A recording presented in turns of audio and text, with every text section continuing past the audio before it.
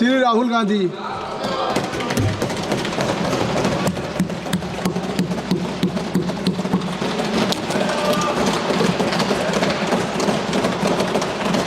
Thank you, Speaker Sir, for letting me speak today on the Constitution. Speaker Sir,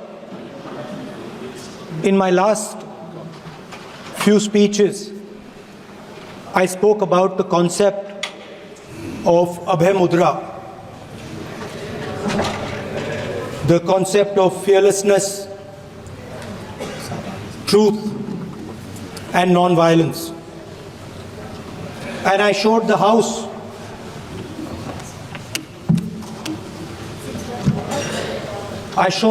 images of our different religions displaying this Abhay Mudra.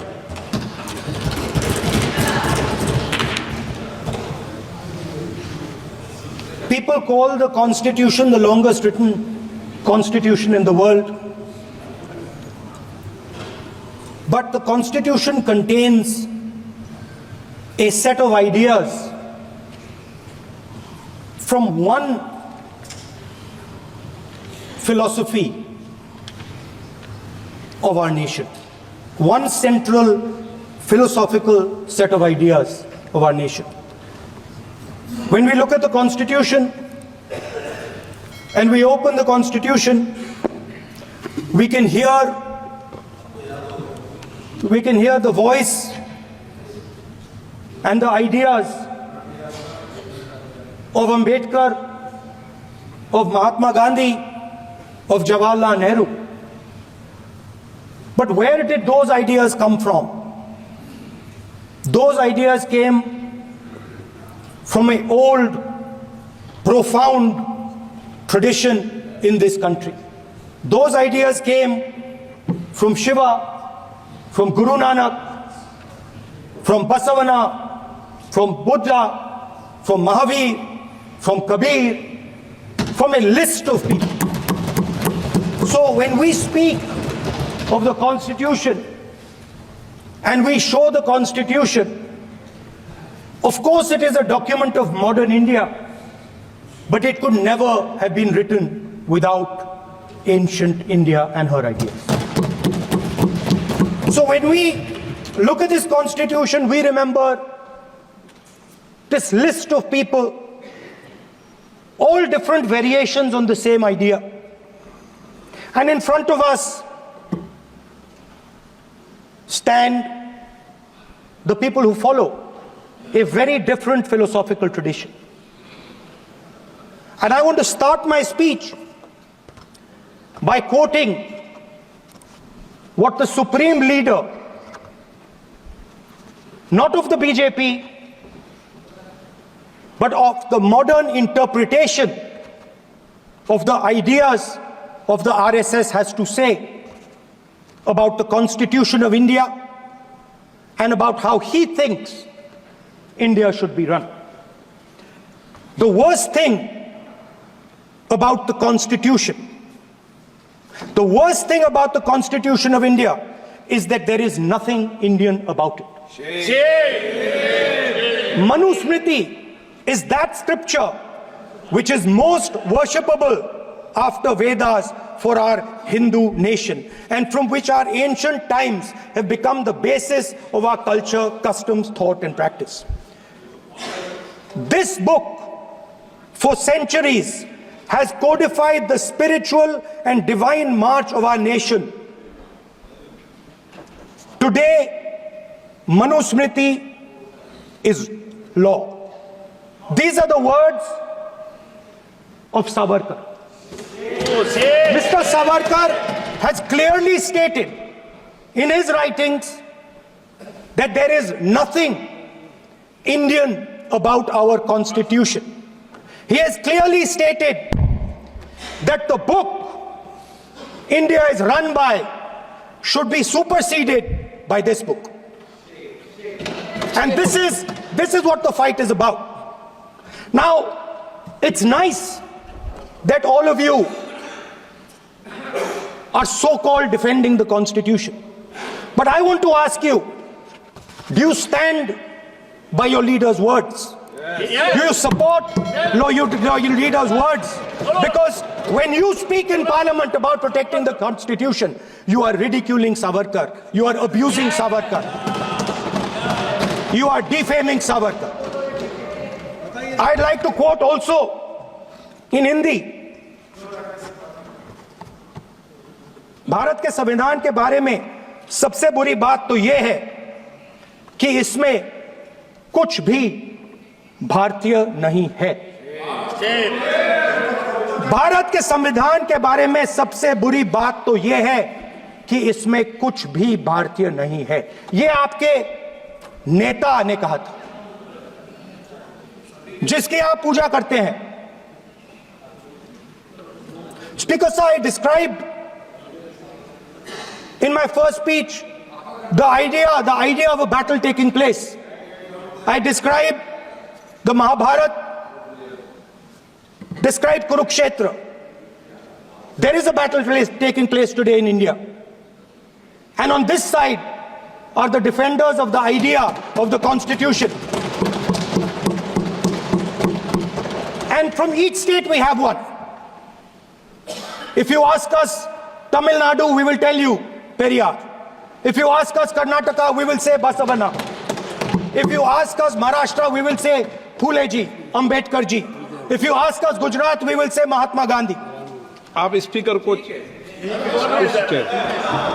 You praise these people. You praise these people hesitatingly because you have to. But the truth is that you want India to be run the way it used to be run. जैसे हिंदुस्तान पहले चलाया जाता था, वैसे ही आप हिंदुस्तान को चलाना चाहते हो। मैं बता रहा हूं, आ रहा हूं। पेशेंस रखिए थोड़ी, इतना एक्साइटमेंट नहीं होना चाहिए। स्पीकर सर, जब मैं छोटा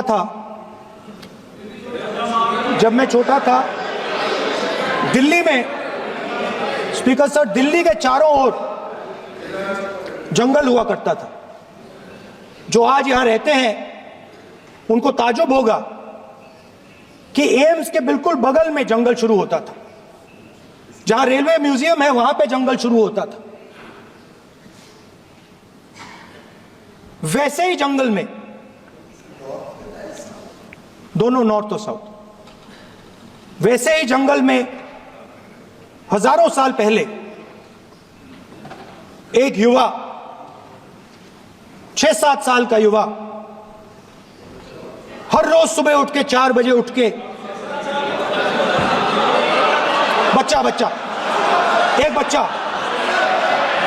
एक बच्चा, वाह बहुत बढ़िया, एक बच्चा 4 बजे उठ के तपस्या करता था। हर रोज सुबह तपस्या, हर रोज सुबह वो धनुष उठाकर तीर कमान चलाता था और घंटे उसने तपस्या की, सालों के लिए उसने तपस्या की।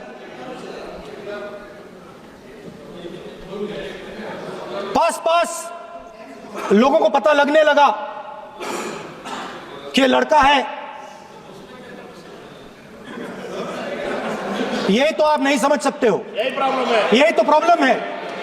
धनुष में तपस्या है, मनरेगा के काम करने में तपस्या है। तपस्या का मतलब शरीर में गर्मी पैदा करना, समझिए। हाँ, तब का यह मतलब है, तपस्या का यह मतलब है। तो यह तपस्या कर रहा था, लोगों को पता लगा और वो गुरु के पास गया। लड़के का नाम एकलव्य था और वो गुरु के पास गया और उसने कहा, गुरु द्रोणाचार्य जी, मैं सालों से धनुष चलाना सीख रहा हूं।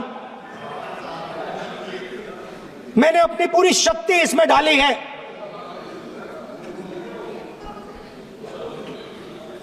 आप मेरी मदद कीजिए, आप मेरे गुरु बनिए।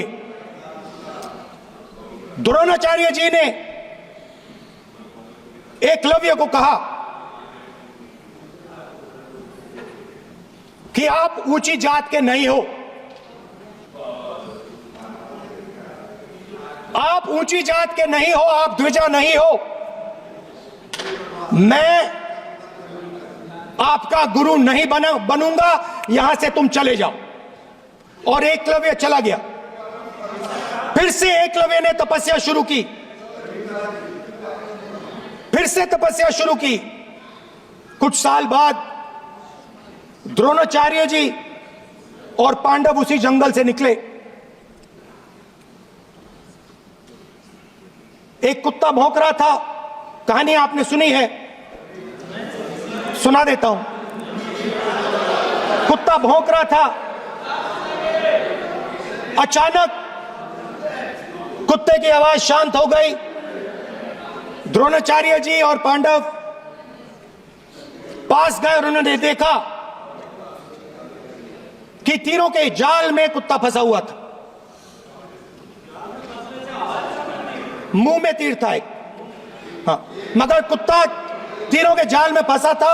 एक तीर मुंह में थी, शांत था कुत्ता, मगर कुत्ते को चोट नहीं लगी। एकलव्य ने अहिंसा के साथ कुत्ते को शांत किया था। द्रोणाचार्य जी आते हैं और एकदम पूछते हैं, तुम्हें यह किसने सिखाया? एकलव्य जवाब देता है, द्रोणाचार्य जी, यह मैं सीखा हूं, मैंने तपस्या की है, घंटों मैंने प्रैक्टिस की है।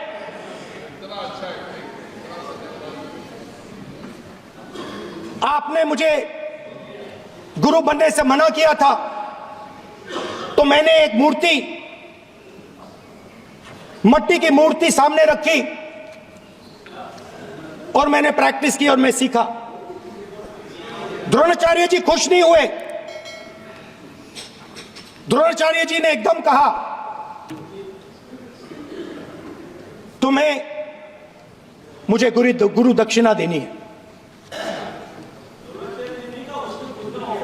नहीं नहीं, ये आपकी स्टोरी है, ये आपकी स्टोरी है। मेरी स्टोरी है कि द्रोणाचार्य ने पूछा।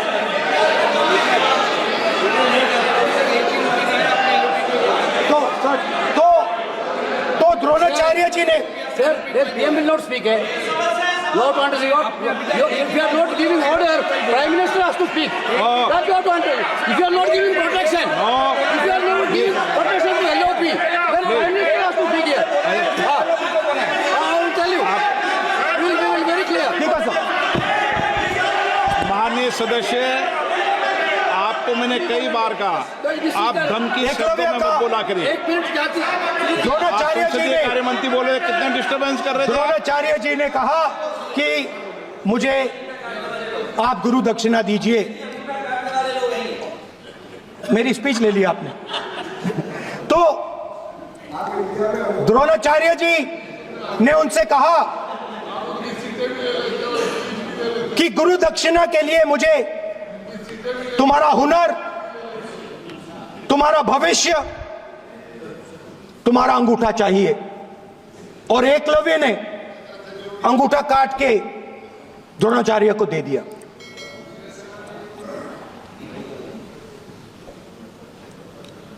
यह अभय मुद्रा है। इसमें कॉन्फिडेंस, स्ट्रेंथ, निडरता कहां से आती है? हुनर से आती है, इस अंगूठे से आती है। ये लोग इसके खिलाफ हैं। जैसे द्रोणाचार्य जी ने एकलव्य का अंगूठा काटा, वैसे ही आप पूरे देश का अंगूठा काटने में लगे हुए हो। आप जैसे ही एकलव्य का, जैसे द्रोणाचार्य जी ने एकलव्य का अंगूठा काटा, वैसे ही आप हिंदुस्तान के युवाओं का जैसे ही एकलव्य ने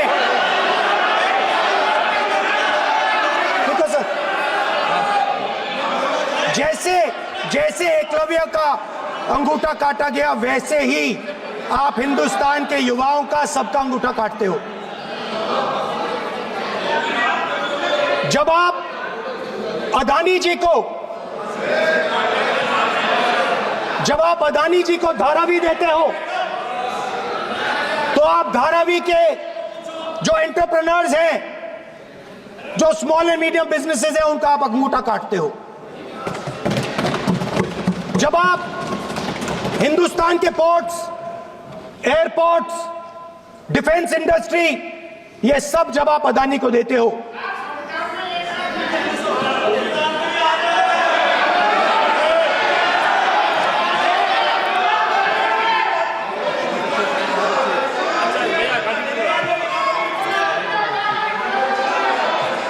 हिंदुस्तान के सारे जो फेयर प्ले बिजनेसेस हैं, जो ईमानदारी से काम करते हैं, आप उन सब का अंगूठा काटते हो जब आप अदानी की मदद करते हो।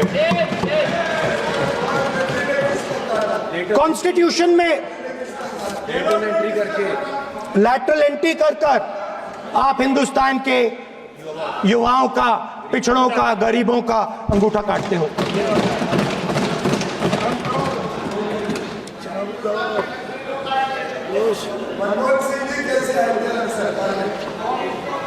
सर, स्पीकर सर, जैसे एकलव्य ने प्रैक्टिस की थी, वैसे ही हिंदुस्तान के युवा सुबह उठकर 4 बजे उठकर अलग अलग एग्जाम्स की तैयारी करते हैं।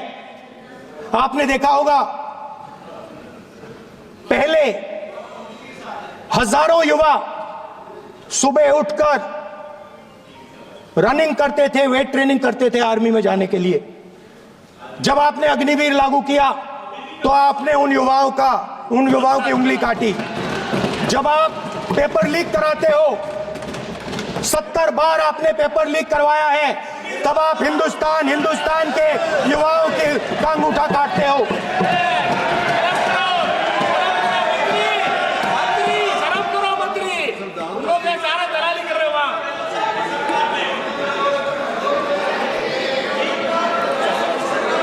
आज बाहर, दिल्ली के बाहर आपने किसानों पर टीयर गैस चलाया है, आपने किसानों पर लाठीचार्ज किया है। किसान आपसे एमएसपी मांगते हैं, सही दाम मांगते हैं, मगर आप अदानी को फायदा पहुंचाते हो, अंबानी को फायदा पहुंचाते हो और किसान का अंगूठा काटने का काम करते हो। देखिए, हम कहते हैं अभय मुद्रा, हम कहते हैं डरो मत, आप कहते हो हम आपका अंगूठा काट देंगे। ये फर्क है। एक तरफ कौन सर बोले, मेरे कहना है कि हम एक मिनट प्लीज बैठिए, आप बैठिए, प्लीज बैठिए, आप बैठिए। आज हम भारत के संविधान की 75 वर्ष की गौरवशाली यात्रा कर रहे हैं, और कर भाई ये चर्चा हुई थी कि हम संविधान की चर्चा करते समय उसकी उच्च कोटि की ये अपेक्षा है। आप स्पीकर सर, आप राष्ट्रपति सर, कॉन्स्टिट्यूशन में कहीं नहीं लिखा है कि मोनोपोली होनी चाहिए। कॉन्स्टिट्यूशन में कहीं नहीं लिखा है कि पेपर लीक होना चाहिए। कॉन्स्टिट्यूशन में कहीं नहीं लिखा है कि अग्निवीर होना चाहिए। कॉन्स्टिट्यूशन में ये सब नहीं लिखा है, इसलिए मैं यहाँ रेस कर रहा हूँ। कॉन्स्टिट्यूशन में नहीं लिखा है कि हिंदुस्तान के युवाओं का अंगूठा काटना चाहिए, उनका जो हुनर है उनसे छीना जाना चाहिए।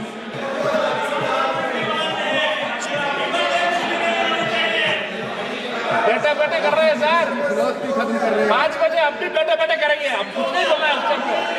5 बजे देखिएगा, 5 बजे देखिएगा क्या करते हैं। स्पीकर सर, मिलेगा। मैं कुछ दिन पहले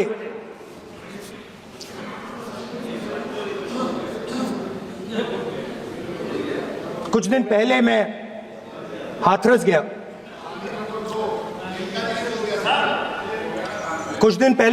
गया। हाथरस में 4 साल पहले एक लड़की का बलात्कार होता है। गैंग रेप होता है, 3-4 लोग गैंग रेप करते हैं। मैं 2-3 दिन पहले उस लड़की के परिवार के घर में गया।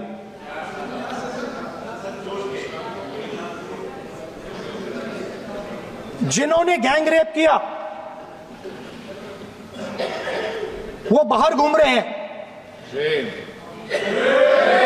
और लड़की का परिवार अपने घर में बंद है। लड़की का परिवार बाहर नहीं जा सकता है। जो अपराधी हैं वो उनको रोज धमकाते हैं और वो बाहर घूमते हैं।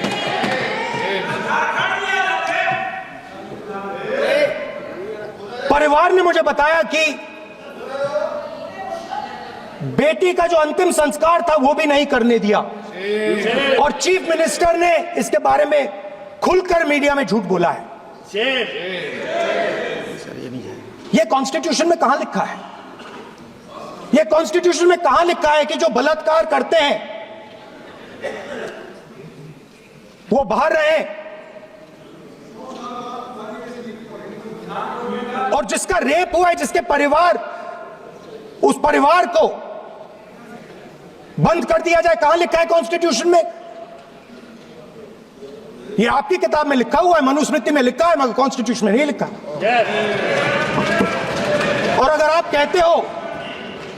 कहते हो कि यूपी में आपका राज है और वहां पे कॉन्स्टिट्यूशन नहीं लागू होता है, वहां पे मनुस्मृति लागू हो रही है।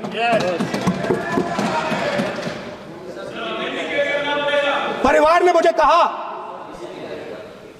मुझे कहा कि यूपी की सरकार ने उन्हें वायदा किया था, कहा था कि हम आपका रिलोकेशन करेंगे, आपको कहीं और रहने की जमीन देंगे। आज तक 4 साल हो गए हैं, आज तक उनका रिलोकेशन नहीं किया गया है। और हर रोज उन्होंने मुझे फोटो दिखाई, वो बाहर निकलते हैं और जिन्होंने बलात्कार किया वो धमकाते हैं उनको। तो मैं इस हाउस में कहना चाहता हूं कि अंबेडकर जी के संविधान वाले लोग, इंडिया गठबंधन वाले लोग, हम सब मिलकर उस परिवार का रिलोकेशन हम करेंगे अगर आप नहीं करोगे तो। और हिंदुस्तान के हर गरीब व्यक्ति को हम ये कहना चाहते हैं, आपकी रक्षा कॉन्स्टिट्यूशन करता है और ये बीजेपी के लोग कॉन्स्टिट्यूशन पर 24 घंटा आक्रमण करते रहते हैं। कॉन्स्टिट्यूशन में लिखा है prohibition of discrimination on grounds of religion, race, caste, sex और place of birth. The state shall not discriminate against any citizen on grounds only of religion, race, caste, sex, place of birth or any of them. Some days back, youngsters from Sambal came to see me. Innocent people, they had done nothing. They were just, वो बस पास में थे, 5 लोगों को गोली मार के हत्या कर दी। ये कहां लिखा है कॉन्स्टिट्यूशन में? ये कहां लिखा है? कॉन्स्टिट्यूशन में तो लिखा है prohibition of discrimination of grounds of religion. और जहां भी आप जाते हो, एक धर्म को दूसरे धर्म से लड़ाते हो, नफरत फैलाते हो। कहां लिखा है कॉन्स्टिट्यूशन में? कहां लिखा है कॉन्स्टिट्यूशन में कि एक धर्म को दूसरे धर्म से लड़ाना है? कहां लिखा है कॉन्स्टिट्यूशन में कि दलित परिवार को बंद करके अंदर रखना है और उनके अपराधियों को बाहर घूमने देना है? कौन से कॉन्स्टिट्यूशन में लिखा है? मुझे दिखाइए।